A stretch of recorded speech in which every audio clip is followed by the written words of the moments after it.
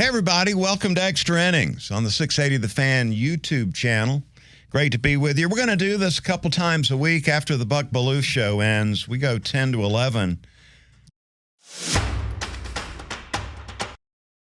11:30 twice a week and do the Extra Innings.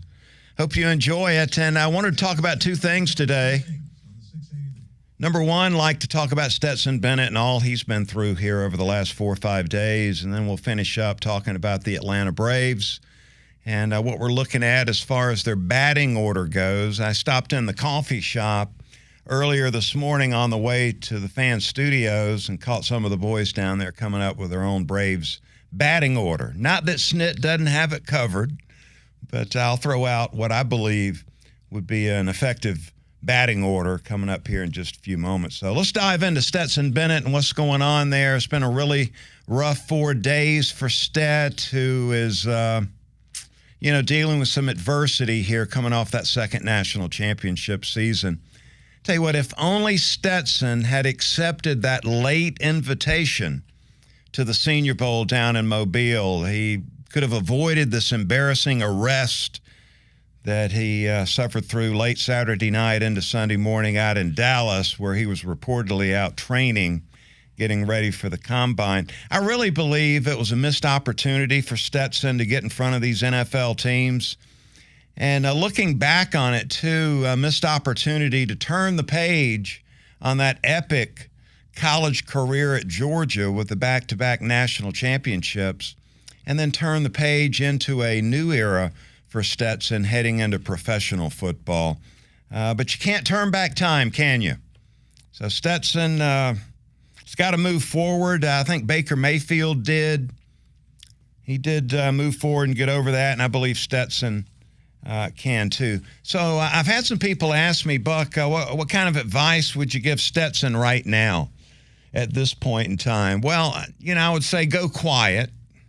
Number one, go undercover. Stay off the social media. Don't worry about that and what people are saying and doing, and just go quiet and get back to work.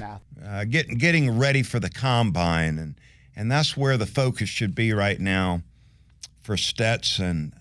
He's going to have the opportunity to meet and impress members of all of these NFL teams at the combine and during his pro day, have a chance to sit down with them. And I think he's going to have to fall on the sword when he has a chance to meet with the NFL execs. Look, they're looking for a backup quarterback in the National Football League that is low on ego and big on support of the starting quarterback that they have, a guy that can be supportive and reliable and stable. And they're probably looking at Stetson right now and thinking, he's not the guy for that job. But I think he can turn the corner. There's already a red flag out there for Stetson, and that would be that information that came out about Stetson knocking heads with the Georgia offensive coordinator, Todd Monken, during these last 2 years. Something that I'm sure they're not impressed hearing that, but he's going to have an opportunity to cover all those things when he sits down with the NFL coaches and personnel guys. And now he's got this red flag with the public intoxication charge coming down this past weekend that he'll have to talk about that.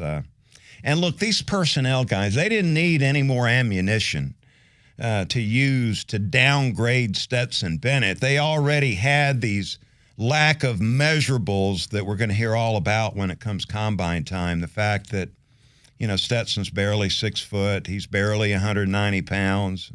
The prototypical NFL quarterback, 6'4", 230 pounds, can throw the ball 100 yards down the field. So, Stetson already had that to overcome. And he's got to realize, too, Stetson, that he's got a lot of people in his corner, like me, all right, that are pulling for Stetson, that knows he can get the job done. So let's hope that Stetson can get back to work, can go undercover for a little bit, and be willing to fall on the sword when it comes time to get in front of these NFL teams. So, wishing the best for Stetson Bennett and all the great things he's done for the University of Georgia. think he still has time to salvage this pro career as he moves forward. All right, let's talk a little Braves baseball. As I mentioned, I stopped into the coffee shop. I had to drop my son off at school a little earlier than normal, freed up a little bit of time to stop in the coffee shop and see what the boys were talking about in there. And let me tell you, they're talking about Braves baseball. And there were less than 3 weeks from pitchers and catchers and the whole team really showing up down in Northport, start training for this 2023 baseball season, going for their 6th consecutive National League East title. And I know here at the home of the Braves, 680 The Fan, we're really excited about this Braves team and jumping on board, pulling them on this coming season.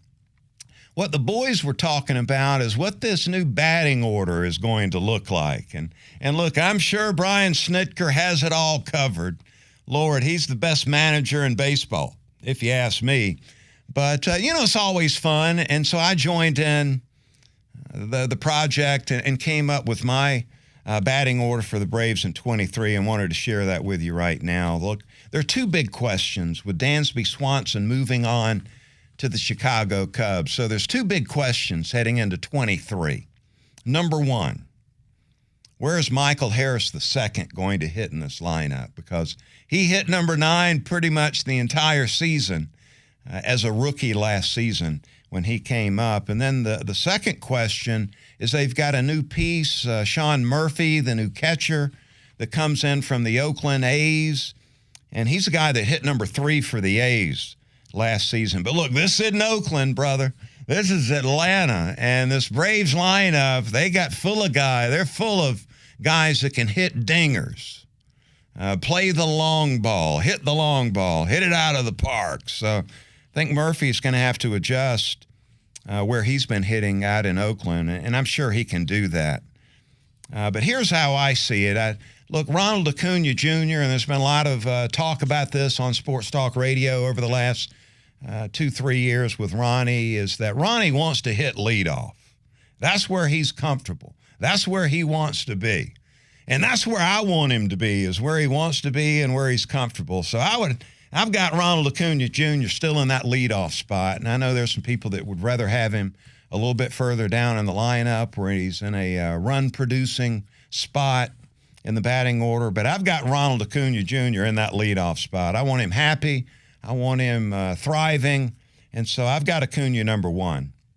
I'm going to skip over number 2. I'll come back to the number 2 spot where Dansby hit most of the year last year and really put up some great numbers in that number 2 spot. Number 3, I've got Matt Olson hitting 3rd in the Braves lineup, expecting to see him deliver a bigger season than what we saw a year ago. His first year in a Braves uniform, he'll be more comfortable. I think he'll be more productive. And so really loving having Matt Olson there in that 3 spot. I got Austin Riley hitting cleanup in this Braves lineup, and I've got Sean Murphy hitting 5th. And so, look, I mean, Snit may change that up, but I look at Olson, Riley, and Murphy. They're going to be somewhere 3, 4, and 5 in the lineup. I'm going to skip over number 6 in the lineup. I'll come back to that here in just a moment. Let's look at the bottom, 7, 8, and 9 in the Braves lineup. I got Ozuna, our DH apparently, hitting 7th. There'll be I believe there's going to be a platoon going on in left field. And so let's imagine with this conversation, we're facing a right-handed hitter. So I've got Rosario playing left, hitting 8th, and then Vaughn Grissom playing short and hitting 9th for the Atlanta Braves this season. So let's go back to the number 2 and the number 6 spot. And I've got a philosophy on this one and a reason why I skipped over that and want to come back to it. As I mentioned, Harris hit 9th all last season for the most part. And Ozzie Albies missed most of the season with the injury. But both those guys back and ready to put up some big numbers, help the Braves score a lot of runs and win a lot of baseball games. And I've got these 2 guys this season sliding between the 2nd spot and the 6th spot in this batting order. And I would prefer to have Harris up there at number 2 in the lineup. So you got Ronnie hitting right-handed. You got Harris hitting left-handed. And when Harris is going good, man, that's a lot of energy up at the top of the lineup. I really like the look of that. 1-2 in this Braves lineup. But when Harris does hit the skids and he cools off a little bit, I think you can slide up Ozzie Albies to that number 2 spot, regardless of whether it's a righty or lefty, because Ozzie, as a switch hitter, obviously, I think would fit right into that 2 spot in the Braves order. You can take some of the pressure off Harris, move him down to 6th in the lineup, and that will go on all season long in my book with the way that sets up. When Harris is going good, he hits second. When Ozzie has got it going on and Harris doesn't, then you slide Harris down and you move Ozzie up. I really think that would be effective. So, again, Acuna hitting leadoff, Harris hitting second. You got Olsen third, Riley fourth, Murphy fifth, Albies sixth, Ozuna seventh, Rosario eighth, and Grissom ninth. And again, Snit, he's got it figured out. I'm not worried about that. But for conversation pieces, I really like the way that batting order looks coming into spring training. Now, the Braves, as I mentioned, they're hitting some dingers, man.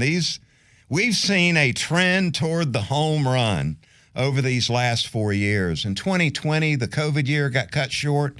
Braves were on pace to hit 270 home runs, break the all-time Braves record. 2021, the Braves hit 239 dingers. 2022, the Braves hit 243 bombs. And 2019, the all-time season record for the Braves, 249 home runs. So over these last 3-4 years, man, we've been seeing a lot of these home runs flying out of the park. And this lineup, this collection of talent that Anthopoulos has put together, we're going to see a lot more home runs this season, which is exciting. That's where we are at this day and time in baseball. It's not about putting the ball in play, moving runners, advancing runners anymore, hitting the ball the opposite field. It's not about that. It's about getting a couple of people on base and then somebody hitting a long ball, the 3-run jack. And so I think we're in a really good place there. We're going to score a lot of runs in the upcoming season. Appreciate you hanging out here on Extra Innings. Again, we'll do this a couple of times a week, coming out of my 1-hour Buck Belue show on 680 The Fan. So I hope you're going to, hang around and be a part of it. That's going to do it for Extra Innings today. We'll talk again soon.